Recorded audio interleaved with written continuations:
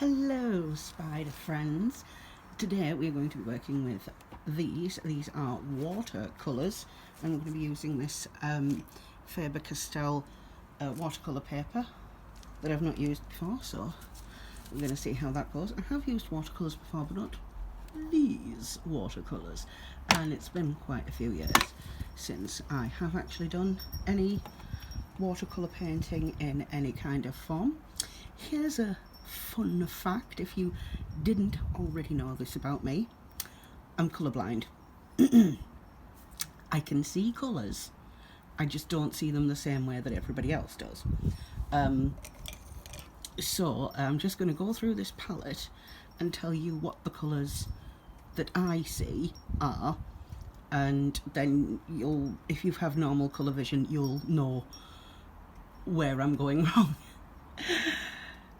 And that is why I don't tend to use watercolours very often, because I have a little bit more difficulty with watercolours, with them not being as vibrant and more watered down. So I see black, brown, grey, blue, green, yellow, green, grey, green, green, green, green, blue, blue, blue, blue, orange, brown, brown, sort of a purple colour, like a mauve, red, a pinky red, orange, red, I can't tell, white, maybe, although, yeah, maybe white, could be white, pink, pink, pink, yellow, yellow, orange, orange, yellow, yellow, yellow. Is that a really light yellow? Actually, I'll just move this. Oh no, is that the white? Ah, no, actually, I can see the difference now. That's a sort of lilac-y purple thing, and that is the white. Oh, and that's more of like a skin tony colour, maybe? I don't know, it's hard to tell, and that looks yellow, but yes. So I'm going to try and actually, even though I have a lovely pot that I decorated myself, a beautiful paint pot, I have a lovely pot full of these lovely watercolour brushes.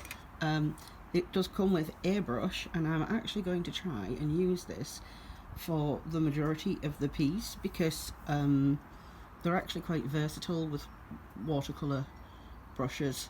It just depends how steady a hand you have. So the first thing I'm going to do is sketch it out, what I'm going to paint, and I'm going to do that on just regular drawing paper. This is basically like printer paper. It's really cheap. I'm going to sketch it out on regular paper and then do a transfer onto the watercolour paper. And to do that, I'm going to need my phone, because that's where my reference picture is. So I won't be doing the recording of that process.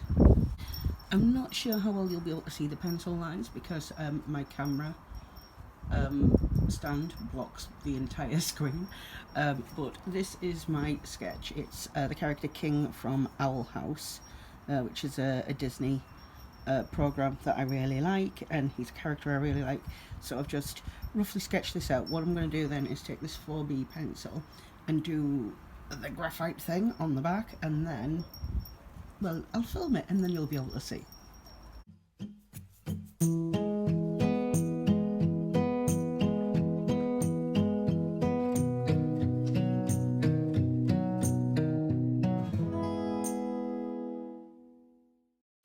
Well, that's done, and I've cut it down to size a bit more, but unfortunately now I've opened the pad. This is the thinnest watercolour paper I've ever seen in my entire life. I think that the Wilko's own brand watercolour paper is actually thicker than this, so I'm not entirely sure how well this is going to go, but we'll try it anyway, because it's like, you know, it's Faber-Castell, it's meant to be a good brand.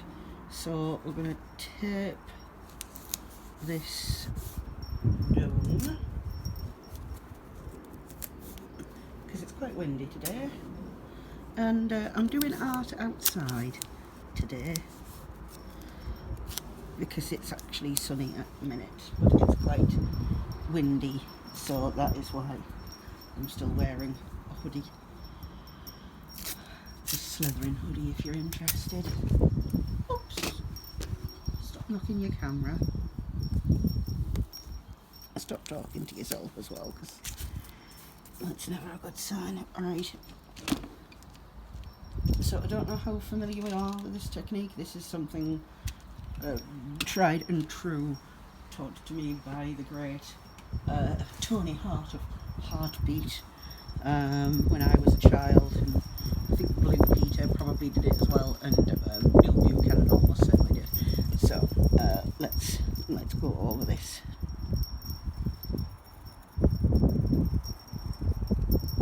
It doesn't really matter when you're making the sketch if you make any mistakes, because the sketch on the initial piece of paper isn't what you're going to be working with. So like, I don't even bother erasing lines unless it's something that will really mess me up. You have to press very hard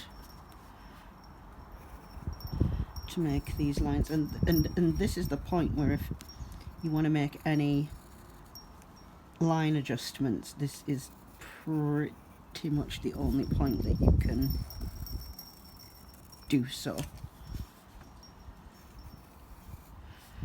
And because the reference picture is on my phone, I have written what colours I'm supposed to use on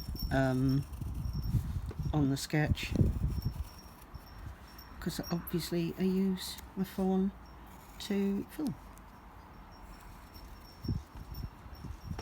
just cause I actually want to make this thinner a little bit.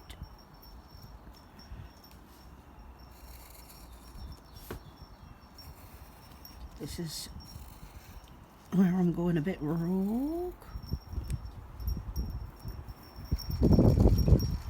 because we are going to tape this off, so I actually don't want it to get too far down.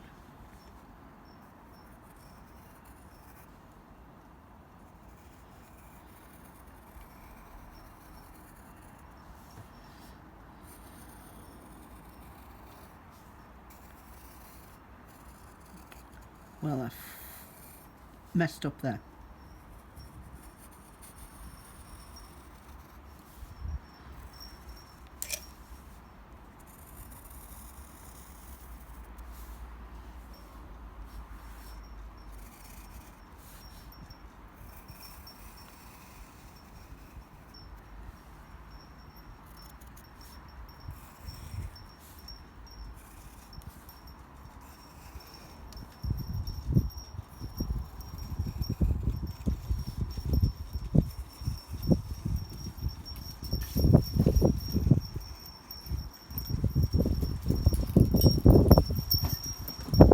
Okay, that's everything done.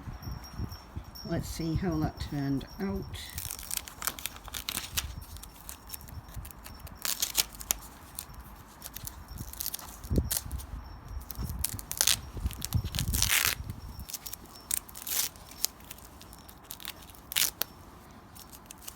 And for the review,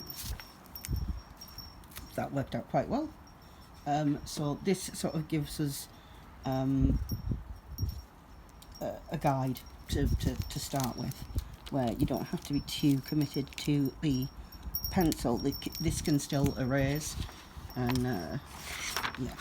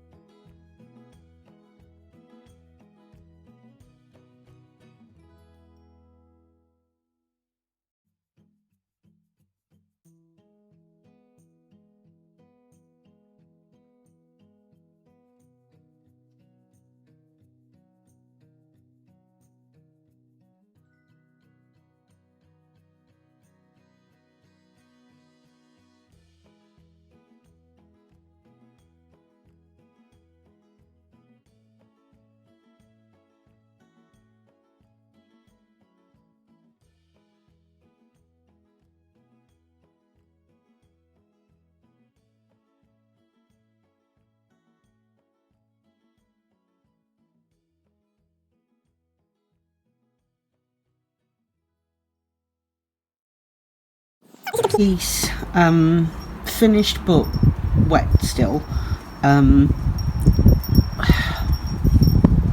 Messed up a few times, tried my best to correct it. I'm not very happy with the results.